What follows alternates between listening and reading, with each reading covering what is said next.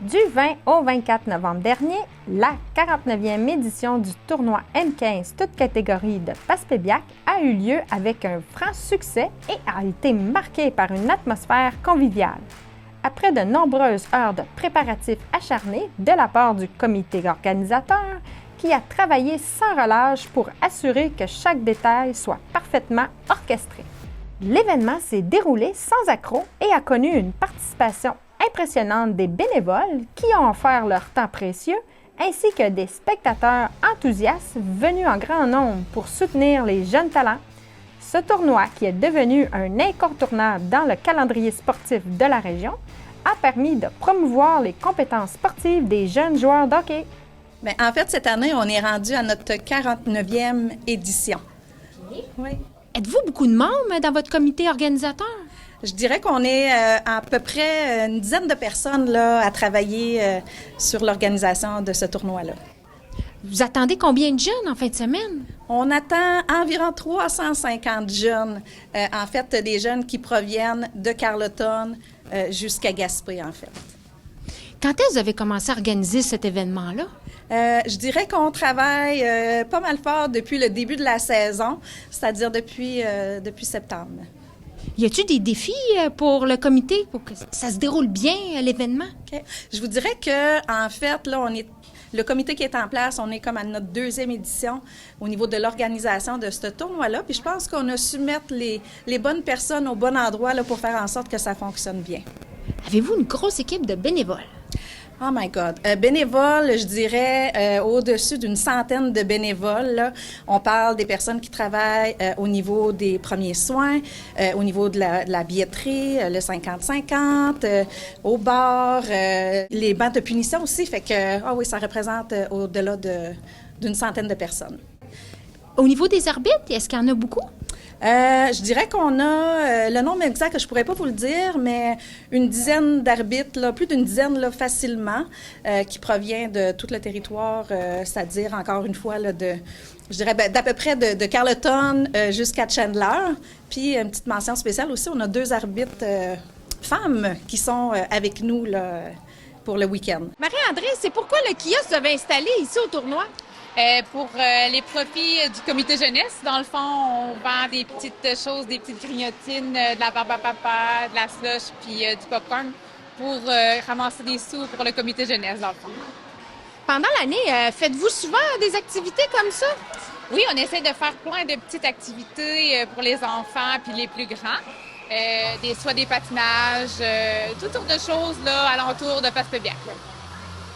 Cette année, ça a-tu bien fonctionné? Vous êtes ici depuis mercredi, je pense, hein? Oui, c'est une grosse année. On n'a pas manqué de popcorn, ni de papa papa, ni de slush cette année, parce que l'année passée, on en avait manqué. Et que cette année, on a renfloué nos affaires pour pas qu'on en manque. Puis comment vous répartissez les fonds que vous ramassez pendant les événements? Dans le fond, on les garde pour le comité. On achète des choses pour les enfants. Tu vois, pour la parade du Père Noël, on va acheter du chocolat chaud. L'année passée, on avait acheté, ou 2 ans passés, on avait acheté un jeu gonflable, une machine à mousse, une machine à bulles. Fait qu'on a on achète plein de petites choses pour amuser les enfants, dans le fond. C'est pourquoi le fameux lancer de la rondelle? Le lancer de la rondelle, en fait, c'est un moyen de financement pour l'Association du hockey mineur de Passepébiac. Donc, fait que voilà, c'est qu'on vend des rondelles, 5 $ la rondelle. Donc, au moment où est-ce que c'est le moment de lancer la rondelle, la personne qui arrive le plus près du centre va remporter le prix de 1 000 $. Puis qu'est-ce que vous faites avec l'argent ramassé? OK. Bien, l'argent, en fait, est redistribué aux jeunes, c'est-à-dire on peut acheter des équipements pour les entraînements, en fait, ce qu'on a besoin de payer pour une saison d'hockey, là. Ouais. Ben, c'était le fun, c'était une belle émotion à vivre. Puis toi, mon grand, c'était cool. Tu dois être un petit peu déçu, par exemple, d'avoir perdu, comme je peux voir, hein? Quand vous avez embarqué sur la glace pour la finale, là, est-ce que vous étiez nerveux? Oui. Ben, ouais. Qu'est-ce que vous avez fait pour gérer vos papillons dans le ventre? Ben, j'ai quand même joué, puis c'était le fun. OK. Pratiquez-vous des fois en dehors de vos pratiques à la maison? Oui. Qu'est-ce que vous faites? Ben, moi, je m'achète des comptes, puis je fais plein de parcours avec. OK. Puis toi? Des shots. Des shots. Bien joué.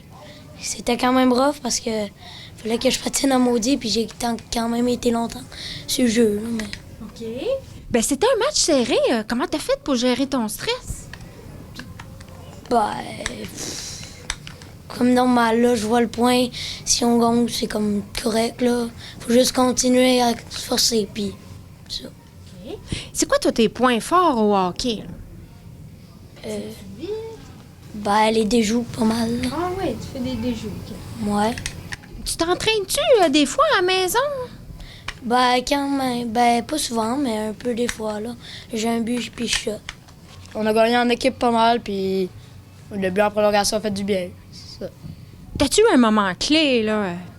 Ben, c'est sûr que mon but en prolongation, c'est pas mal un moment clé, parce que ça a comme aidé, puis c'était le fun, là, à vivre. Puis comment t'as fait pour gérer ton stress? Parce que c'était vraiment stressant, même pour la foule. J'ai eu de la misère à le gérer, là. J'ai pas géré moi-même, mais ça m'a aidé à scorer. OK. Puis t'as-tu une petite routine avant un match? Non, pas vraiment. Pas un warm-up en dehors de la glace avec notre équipe. Sinon, non. OK. Puis pratiques-tu en dehors de tes pratiques à la maison un peu? Ouais. Souvent sur ma plaque d'hockey ou... Mais ouais, souvent quand même. OK. C'est qui ton joueur préféré de la Ligue nationale? Mitt David. J'ai trouvé que c'était un bon match. Notre équipe a vraiment bien joué. Puis, j'ai fait des arrêts clés. Puis, on a gagné. T'as-tu un moment là, spécial que tu te rappelles?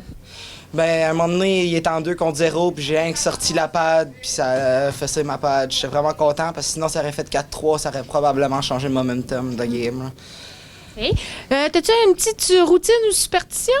Je mange des sucres à la crème avant mes games. Puis il n'y a personne qui les touche. OK. Sinon, il y a une fois que j'en ai donné à l'équipe, puis on a perdu. Fait que là, j'ai touché. Tu les gardes pour ouais, toi. ouais, là, j'ai garde pour moi. Ton joueur préféré de la Ligue nationale? Moi, je dirais Marc-André Fleury. OK. Parce qu'il fait vraiment des belles arrêts, puis pour moi, c'est le meilleur goaler qu'il y a jamais eu dans l'histoire.